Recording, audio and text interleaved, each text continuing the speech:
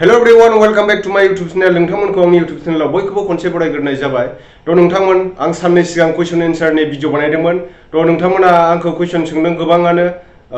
आं एक्सपेक्ट खालामदोंमोन माने 1k भिउस जाबासो आङो क्वेश्चननि रिप्लाइखौ होगोन होननानै, किन्तु जेबो नङा। नोंथांमोना आंखौ माने गोबाङानो क्वेश्चन खालामदों जाहैदों दाबो। आदाया मानो क्वेश्चन एन्सारनि भिडिअखौ लाबोआखै? नायग्राफ्राबो गोबां बर जायो नङा होनबा? बेनिखायनो आङो 1k जायाब्लाबो आङो नोंथांमोना जेसेबां हेल्प खालामदों बेसेबांखिनिखौ आङो माने नोंथांमोननि कुइसनखौ आं दिनै पिकआप खालामगोन, नोंथांमोननि एन्सारखौ आं होगोन। बिदिब्ला नोंथांमोना गोबाव खालामालासिनो भिडिअखौ नायलांबाय थादो। नोंथांमोना जेसेबां कुइसन सोंदों आं बयनिखौबो रिप्लाइ होनो नाजागोन। नोंथांमोना जाहाथे भिडिअखौ जोबजासे नायलाङो आरो लोगोसे दासिमबो आंनि चेनेलाव नोंथांमोना आंनि चेनेलखौ साबस्क्राइब खालामाखैब्ला साबस्क्राइब खालामनानै लादो। साबस्क्राइब खालामनानै मा गिदिर खोथा नङा होमबा? नोंथांमोन आं फार्स्ट कुइसननि एन्सारखौ होग्रोनोसै। फार्स्टआव सोंदों जोंहा मिस्टार 45 नाम आरोना बिनिया। साल्टेना एक्स गार्लफ्रेन्डआ साबैसेमोन? आंनाथ' एक्स गार्लफ्रेन्डआ दंमोन दंनायालाय 10 जनसो, खिन्थु आं बारा केयार खालामामोन आरोना। ओमफ्राय बिनि उनाव सोंबावदों रकि ब्रह्मआ सोंदों आदा बाजै लाबायना लायाखै अन्नानै रिप्लाइ खालामफिनगोन होनना आसा थाबाय आदानिसिम होनना बुंदों आरोना। बाजैयाथ' मा बुंनो, बाजैया दा लाथ'वाखै आरोना, उनाव लागोन। ओमफ्राय लाभ गुरुआ सोंदों, लाभ गुरु कुइसन नाम्बार 1आव सोंदों बियो नोंना ट्रु लाभ गैगोना गैया? ट्रु लाभआथ' गैया नङा, दंमोन, खिन्थु थगायजाबाय थानायखाय बाबाय आङो। ओमफ्राय सेकेन्ड नाम्बाराव सोंदों बियो लाभ गुरुआ नोंना एक्सआ साबैसे जाखो? एक्सखौथ' आं हिसाब लाला, गोबां दंमोन एक्सआ। ओमफ्राय 3 नाम्बाराव सोंबावदों बियो नोंनि गोसो थोजेननाय डेट मार्चफोरखौ गोसोआव दंना गैया? गोसो थोजेननायाथ' आङो बुहुत सिगाङाव ओरैनो बिदिनो बे समावथ' माने एलपिथ' नङा, एमइ स्कुलनिफ्रायनो आङो ओरैनो लाइजाम लिरलाबायोमोन आरोना। बै समाव माने मिनिनोबो ओंखारो। बै समाव माने मबाइल एबा इन्टारनेट बेफोरबायदि जेबो लेनदेन गैयामोन। बै समाव लाइजामनि दिनमोन आरोना, लाइजाम लिरनानै हरोमोन जोङो बै समाव। होमबाबो माने इसिबां क्लस नङामोन। बेफोर माने उन्दै समाव जों बुजिखायामोन नालाय। आरो बिनि उनाव सोंदों एनके ब्र'आ सोंदों आदा एन्जर बेदर जाफेरबाय ना जाफेराखै? एन्जरखौथ' आं जायो जानाया। आगोलाव आङो उन्दैयाव फानजों साबावोसोमोन माइबारियाव। जाबाय आं एन्जर बेदर, गोथाव मोनो। लखिमपुर बर' इउटुबारनिफ्राय सोंदों दादानाव कुइसन सोंनो मोनना गोजोननाय थाबाय। आंनि कुइसनआ जादों, कुइसन सोंसिन दानिया, न'खराव सोर सोर दं? लखिमपुर बर' इउटुबारनिसिम बुंबाय आङो। जोंहा न'खराव बिदा फंबाय 2 दङ, बिब' बिनानाव 3मोन, 3बो हाबा जाजोब्बाय। बिनिफ्राय आइ दं, आफा दं। जों गासै दायो 7 दङ, 3आ हाबा जाजोब्बाय। आब'मोन आरो आंनि देरसिन गोजामोन गासिबो। सेकेन्ड नाम्बाराव सोंबावदों बियो जोंनि लखिमपुराव बेरायनो फैफेरदों ना? लखिमपुरावथ' आं बेरायनो थांबाय, माने लखिमपुराव ओंखारनाय जायाखै, खिन्थु आं जुनाइसिम थांबाय, पासिघाटआव बेरायहैदोंमोन आरोना। पासिघाट इटानगर माने अरुणाचलाव गोलैयो बियो, बेयाव थांबाय आङो, जुनाइसिम थांबाय आरोना। ओमफ्राय 3 नाम्बाराव सोंबावदों इयो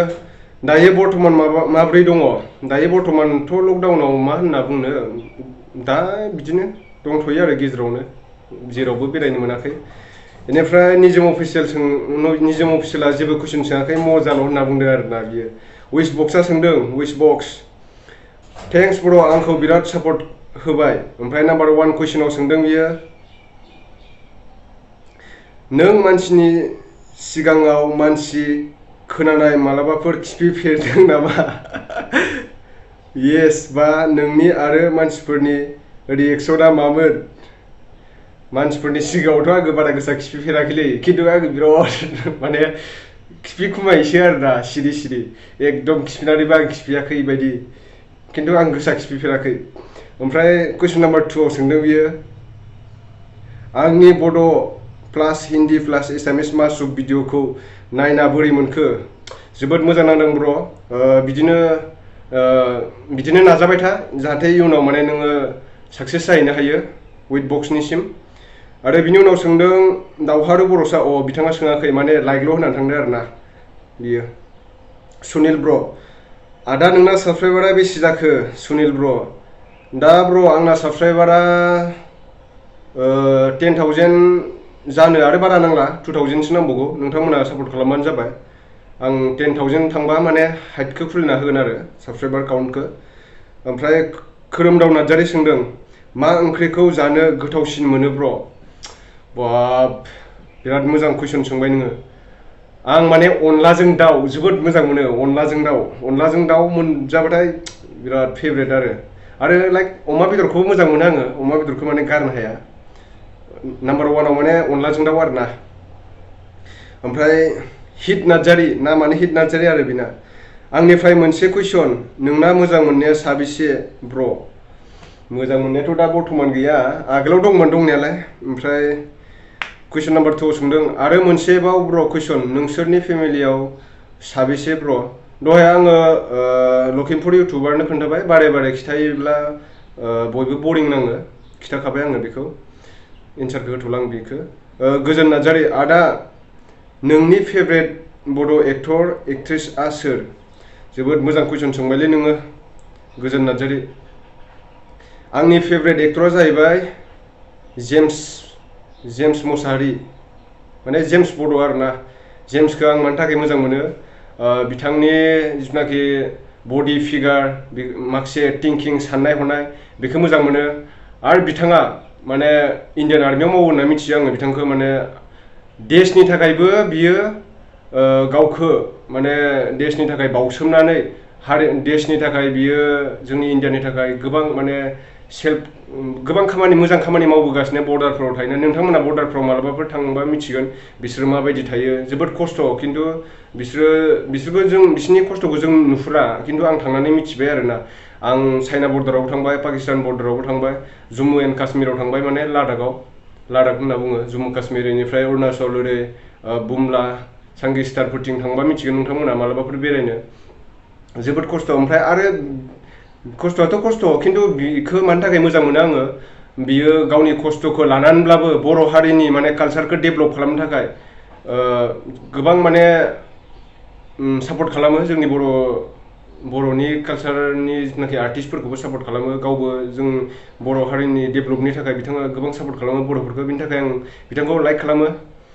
बेनिफ्राय आंनि फेभरेट एक्ट्रेसआ जाहैबाय हेलिना दैमारिखौ आं मोजां मोनो बिथांनि फाव फेसन माखासे रायलायनाय स्टाइलफोरखौ मोजां मोनो आङो बेनिफ्राय गौतम हाज'वारिया सोंदों आदा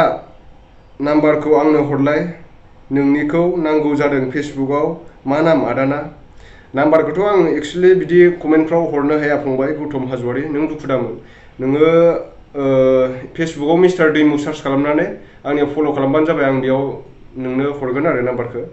कमेन्टफ्राव बिदि हरजाया ओमफ्राय गुप्ता बर'आ सोंदों आइ एम फ्रम बाक्सा आदाया बबेनि आरो न'खराव साबेसे दं आङो आसामनिनो बिटिआरनि उदालगुरि डिस्ट्रिक्टनि आङो उदालगुरि डिस्ट्रिक्ट माजबाटनि गामिया जाहैबाय आदर्श होनना बुङो बाहादुर आदर्श बेनोसै बेनिफ्राय न'खरावथ' आं खिथाखांबाय दहाय लखिमपुर बड' इउटुबारनो खिथाखांबाय बेखौ आं बारे बारे खिथाबाय थाला सोर दङ ओमफ्राय दसे सम आदा आंनि भिडिअखौबो नेक्स्ट भिडिअआव बुंना होदो प्लिज आं 3 साबस्क्राइब खालामना होदों नोंथांनि चेनेलखौ 1K जासिगोन आंनाबो आदा प्लिज नोंथांमोना बे दसे सम इउटुब चेनेलखौ सार्च खालामनानै दसे सम DOSESOME दसे समखौ नोंथांमोना सार्च खालामनानै बिथांखौ सापर्ट खालामब्लानो जाबाय आंखौ जेसेबांनाखि सापर्ट खालामदों नोंथांमोना बिथांखौबो सापर्ट खालाम आरो मोनसे कुइसन गोजौआव मोनसे कुइसन सोंबावदों बियो दसे समा आदा आंनि मोनसे सोंथि 1 आदाया माला हाबा जागोन हाबा जानायनिथ' आं सानथ'वाखैलै र' भाई माने लाइफआव दाबो साक्सेसखौनो जानो हायाखै बिनि थाखाय एसे साननो गोनां बाथ्रा ओमफ्राय सेकेन्ड नाम्बार कुइसनाव सोंदों बियो आदा लाइफआव मा खालामनो सानदों माने मा मावनो लाइफआवथ' साननाया गोबां दंमोन दा माने गोबां ट्राइ खालामबाय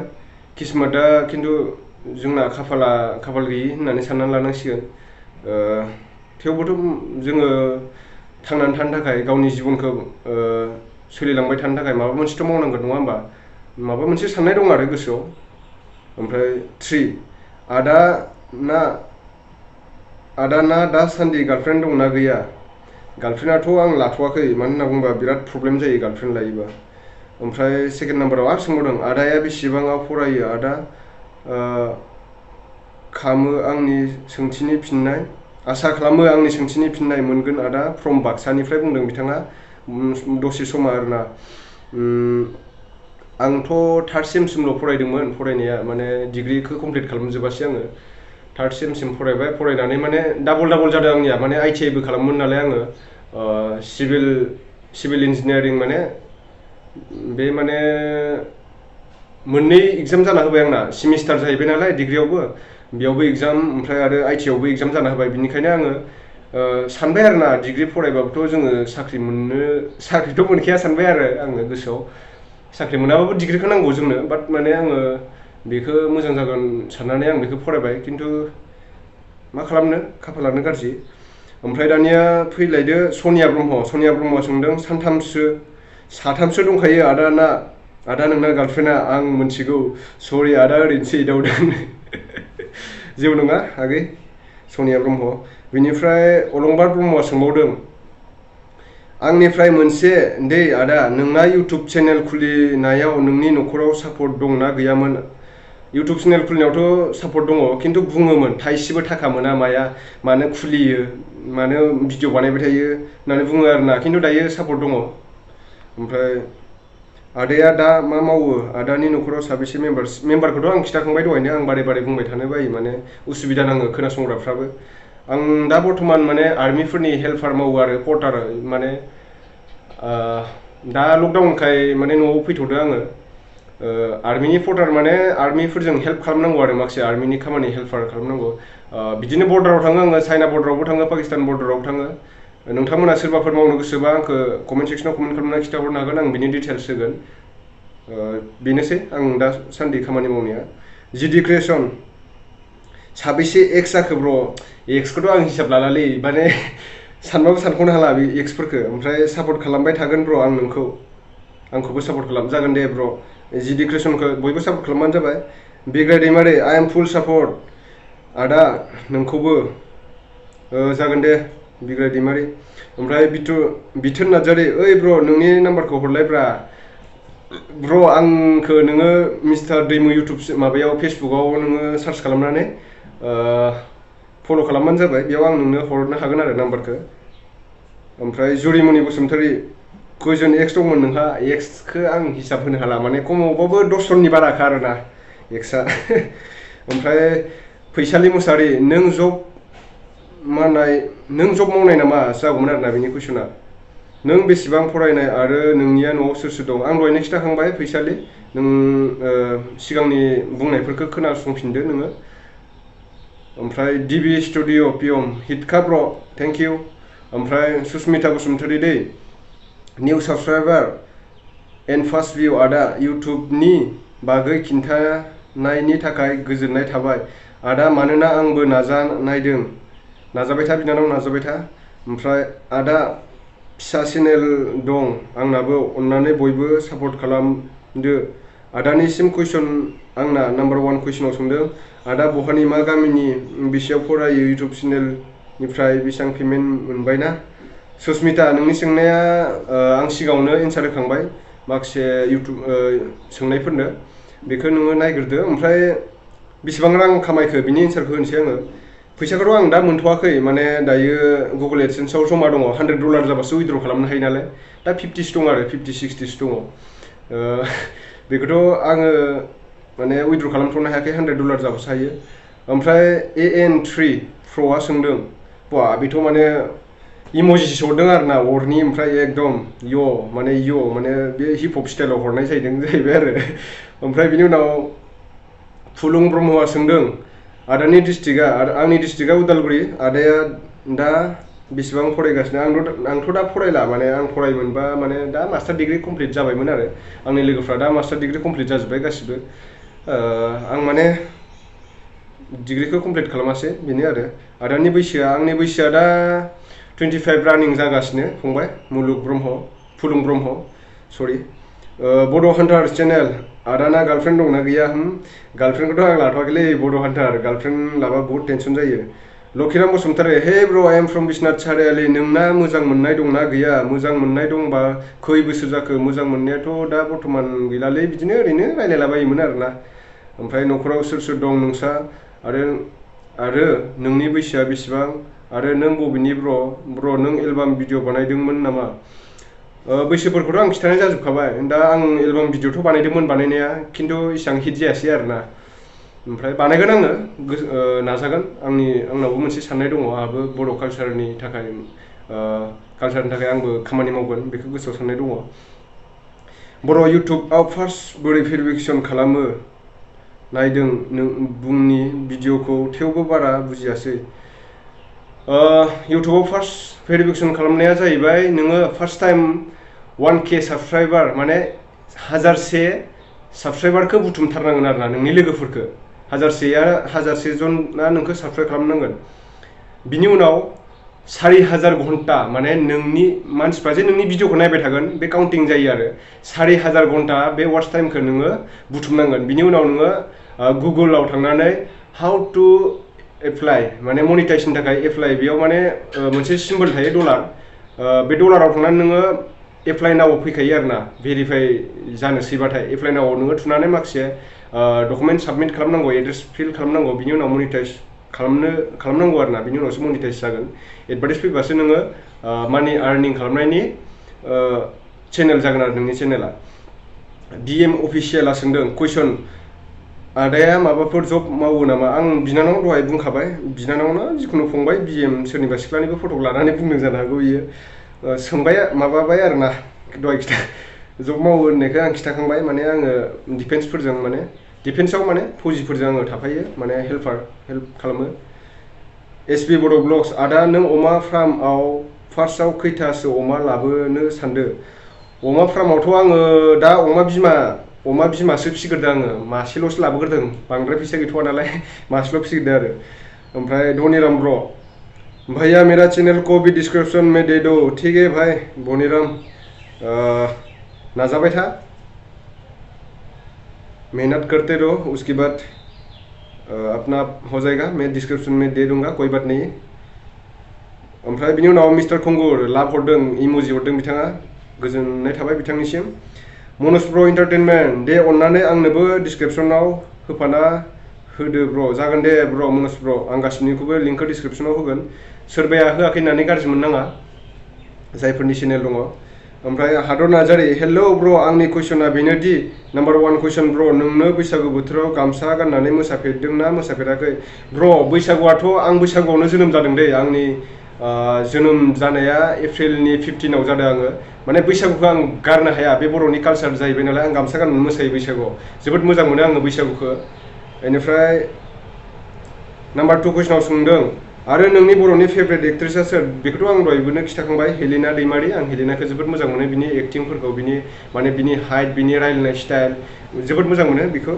ओमफ्राय मनज ब्र एन्टारटेनमेन्टआ आरो सोंबावदों आंनिफ्राय मोनसे कुइसन नों माब्ला हाबा जागोन आं मिथिनो लुबैदों हाबाखौ आं दानो जाथ'वा बेखौ आं सानथ'वाखै ओमफ्राय आरो आंखौ लिंहरथारनांगोन जागोन मनज ब्र एन्टारटेनमेन्ट लिंहरगोन आं नोंखौ काश्मीर बसुमतारी ओइ आदा नों बेसेबां क्लासाव फरायो आरो मा क्लासाव फरायो आं नोंनि थंखौ एसे खिन्थाना होदो आंथ' 3rd सेमाव फरायोमोन दा फरायनायखौ गारथ'बाय आङो 2015आवनो गारदों आङो 2015आव हायार सेकेन्डारि 2015आव गाराखै 2017आव गारदों आङो बेनिफ्राय अरन दैमारि है ब्र जोंथिंबो फै मालाबा दैमु नोंथां जागोन दे अरन दैमारि ओमफ्राय मोनसारु ब्र आदा नों बहानि आरो आदाया बेसेबां फरायखो आरो नोंनि साबस्क्राइबारा बेसेबां बेखौथ' आं दहाय खिथाखांबाय फंबाय मोनसारु ब्र ओमफ्राय NLP बड' अफिसियेल नाइस ब्र थेंक इउ बिरहां मुसाहारि आदा मा एपआव एडिटिं खालामो अननानै खिन्थाहरलाय फंबाय आं बांसिन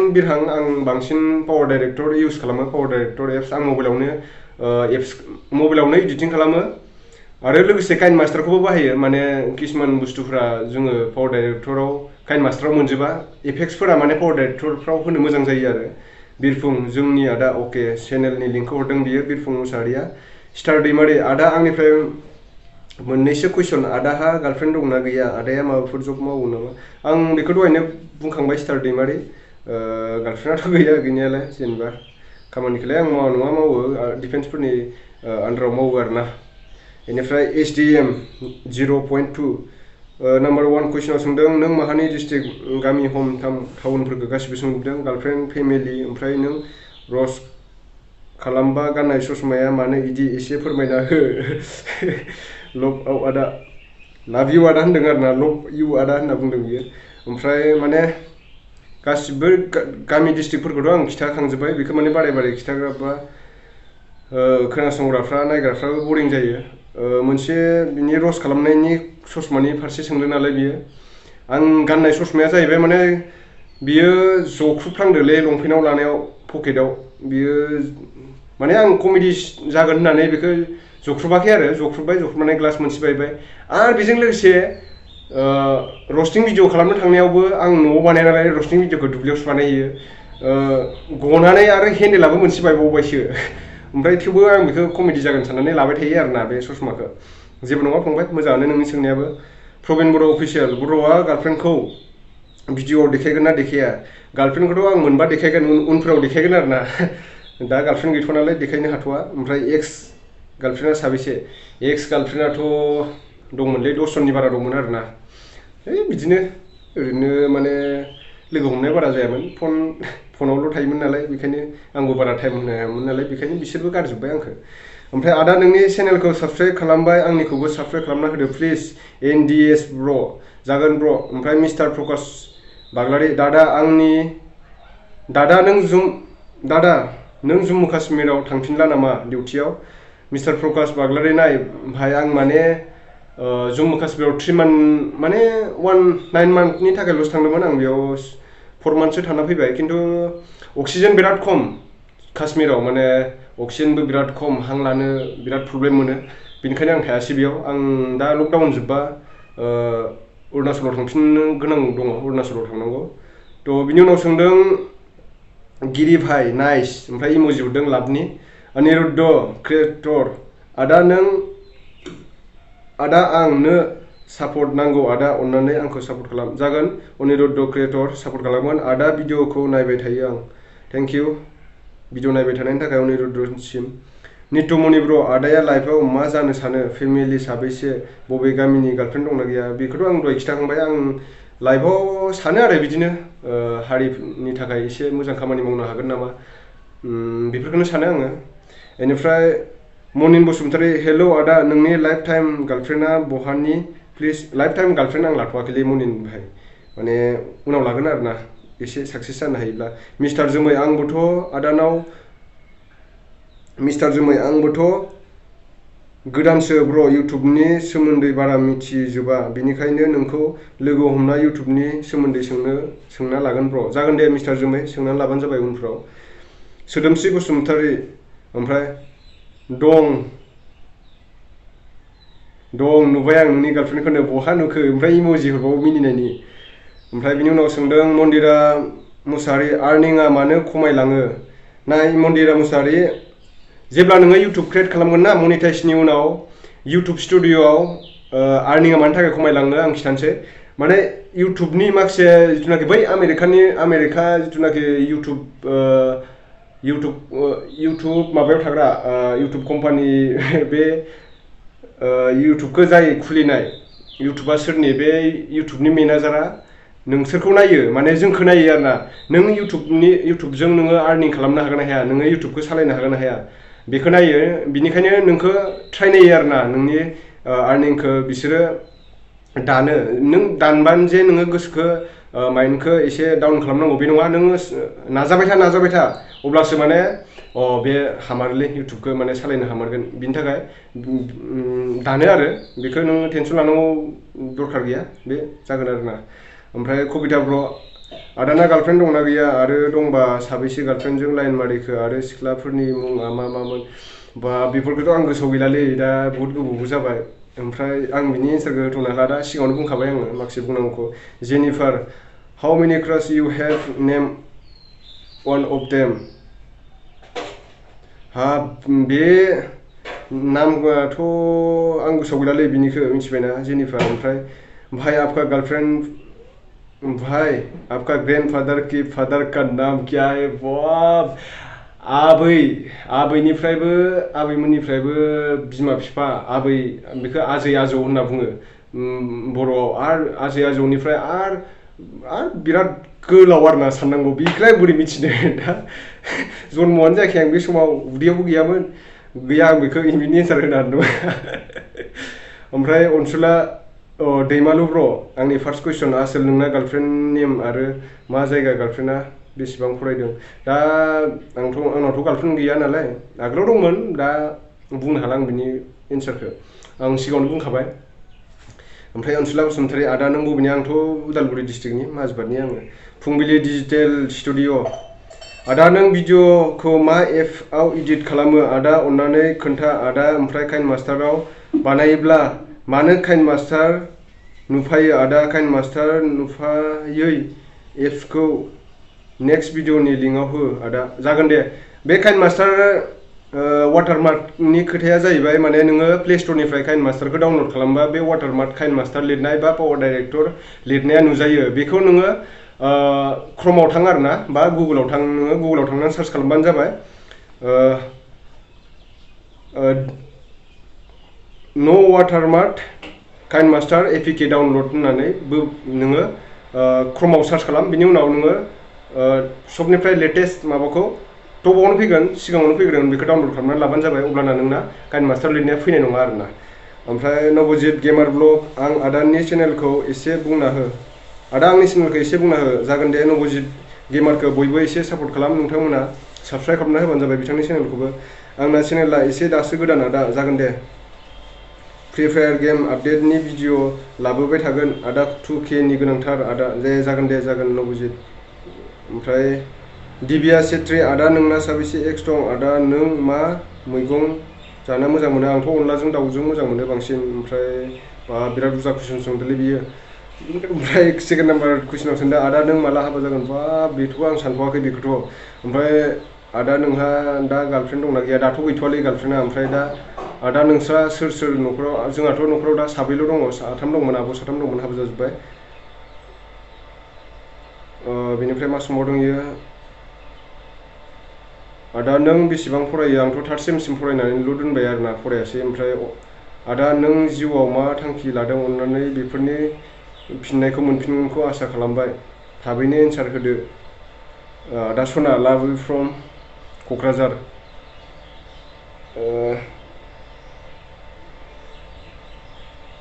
जिउनि थांखिखौथ' जों रावबो बुंनो हाया मा समाव मा जायो मानसिनि जिउआ थास' बिलाइयाव दै थानाय बायदि जों सानो साननायालाय गोबां बायदिसिना सानो आरो ओमफ्राय माने बायदिसिना माने बेलेग बायदिसिना नङा आरोना दा बेलेगसो बुंलायगोन नोंसोरो जोमै ब्र'आ सोंदों नोंना गार्लफ्रेन्ड महानिमोन आरो नों महानि आङोथ' दा उदालगुरि डिस्ट्रिक्ट माजबाटनि गार्लफ्रेन्डआथ' आंना आगोल गार्लफ्रेन्डआ माने दा बर्थमान गैथ'आ आरो ओमफ्राय बड' टप 1 आदा प्लिज बड' टप इउटुब चेनेलखौ सापर्ट खालाम प्लिज आदा जागोन दे ब्र' ओमफ्राय धनन्जय ब्र' अफिसियेल बर' नोंनि गार्लफ्रेन्डआ साबेसे आरो एक्सआ साबेसे बेक आंनिखौ रिप्ले हरथार आदा मा एपआव इडिट खालामो आंथ' बांसिन पावार डाइरेक्टर ओमफ्राय काइन मास्टारखौल' बाहायो बिसोर मोननै एप्सआवनो आङो बानायो आरोना धनन्जय ब्र' ओमफ्राय एक्स माबा बेफोरखौथ' आङो दहाय खिन्थाखांजोब्बाय ओमफ्राय हायना ब्र' आदा नोंनि बाजैया फन बबे गामिनि अन्नानै खोन्थाथार आदा बाजैयाथ' दा गैथ'वालै थानाय मोनबा खिथागौमोन आं ओमफ्राय दैमासा बसुमतारी नाम्बार 1 नों दासिमबो साबेसे गार्लफ्रेन्ड फथायनो हाखो बा गार्लफ्रेन्डआथ' हिसाब गैया आं हिसाबखौनो हाला दसजननि खमावथ' जाखायानो ओमफ्राय नाम्बार 2 कुइसन ब्र'हा न'खराव साबेसे फेमिलि दं जोंहा दा साब्रै दङ आब'मोन साथाम दंमोन गासिबो हाबा जाजोब्बाय ओमफ्राय 3 नाम्बार कुइसनाव सोंदों बियो ब्र'हा बेसेबां इयार्सआव जुलि जानो सानदों बेखौथ' आङो इयार्सजों खुनु लेनदेन गैया माने आं लाइफआव साक्सेस जाबानो आङो जुलिखौ जागोन बेखौ आं सानदों आसा खालामबाय आंनि सोंनायखौ पिकआप खालामगोन होननानै ओमफ्राय बिनि उनाव सोंदों यास्टार बिनि उनाव सोंदों यास्टार आं मेजर मोजां जादों दे आच्छा ओमफ्राय बिनि उनाव सोंबावदों रौता और लरा नाम्बार 1 कुइसनाव सोंदों गोदो उन्दैयाव स्कुल थांनायाव खिलाफेरबायना फेराखै जा मोजां कुइसन सोंबायलै बेबा खिनाय जाबा हले खिलायोमोन दै खिलाखांबाय आं खिलानाया उन्दैयाव बेबो एलपि स्कुलावसो आरोना ओमफ्राय नाम्बार 2 कुइसनाव सोंदों नोंनियाबो जुदि बेलेगफोरनि बादि गेदेर इउटुबार जायोब्ला एबा साबस्क्राइबारा बुरजा जायोबा बै माखासे लेभेल इउटुबारफोर बायदि नोंबो जागोन नामा ओंहो आं बिदि जाया आं नोंथांमोनखौ फंबाय बिनानाव जेसेबां दङ आंनि सापर्टार आंनि जिथुनाखि साबस्क्राइबार भिउवार्स दङ आं गासिखौबो सापर्ट खालामगोन नोंथांमोना आंखौबो सापर्ट खालामलांबाय थाबानो जाबाय किसुमान इउटुबार्सफोरा बै लेभेलाव मोनहैखांबाथाय नायफिना आंबो गोबां रागा जोङो बेखौ मिथिबायना आसिमा देखायो बिसोरो बेनिखायनो जाय मानसिया नोंखौ हेल्प होयो बैबायदि मानसिखौ सापर्ट खालामनांगौ नोंसोरो मिथिबायना ओमफ्राय 4 नाम्बार कुइसनाव सोंदों मा एम लानानै इउटुब चेनेल खुलिदों आंथ' इउटुब चेनेलखौ मानि थाखाय एम लानानै खुलिदों होननानै बुंनाया जाहैबाय माने आं किसुमान मोजां बाथ्रा नोंथांमोननो फोरमायनो सानो नोंथांमोनखौ माने इयुननि थाखाय इयुन जेनेरेसननि थाखाय माखासे आपडेट होनो सानो आरोना किसुमान रोङै बुस्थुफोरखौ माने फोरोंनो सानो किसुमान आरो जायफोर माने बायदि रोखोमनि बिराद फाल्तु जाजोब्बायना मानसिफ्रा बेनि थाखाय एसे आरोना ओमफ्राय जानो हागौ नोंथां आंखौ गाज्रि मोनदों रागा जोंदों आंनि सोंथिखौ गाज्रि मोननाङा कुइसन एन्सारा भिडिअ'आव होनो नङा अब्ला आं बुजिना लासिगोन नेनानै थाबाय नोंथांनि कुइसन एन्सार भिडिअ'खौ नोंथांमोननि फोथायजाथाव चेनेलआव हाबना नाय थेंक इउ स' माच ब्र रौता और लरा सोरां बसुमतारी नाइस थेंक इउ ओमफ्राय धनिराम ब्र भैया सब कम वीडियो को शेयर कर दिया अच्छा Dhaniram thank you so much bro share करने के लिए तो दिनैनि कुइसना बिसाङानोसैमोन नोंथांमोना आंनि कुइसननि एन्सारखौ नोंथांमोननो आं हरजोब्बाय किसुमाननिखौ आङो माने बुंखांनाय हिसाबै बुंफिननाय जायासै ओरै बुंफिनब्ला मानो होनना बुङोब्ला नायग्राफ्राबो एसे बरिं मोनो भिडिअ'आथ' गोलाव जाया नङा जाबाय गोबाङानो तो नोंथांमोना दासिमबो आंनि चेनेलखौ साबस्क्राइब खालामाखैबा साबस्क्राइब खालामना लादो आरो लोगोसे आंबो नोंथांमोनखौ सापर्ट खालामलांबाय थानो हायो बिदिनो नोंथांमोना आंखौबो सापर्ट खालामलांबाय थाबानो जाबाय तो बिदिब्ला नोंथांमोन दिनैनि भिडिअ'आ एसेनोसै नेक्स्ट भिडिअ'आव थाबैनो लोगो मोनफिनगोन रस्टिं भिडिअ'खौ आरो आं लाबोबाय थागोन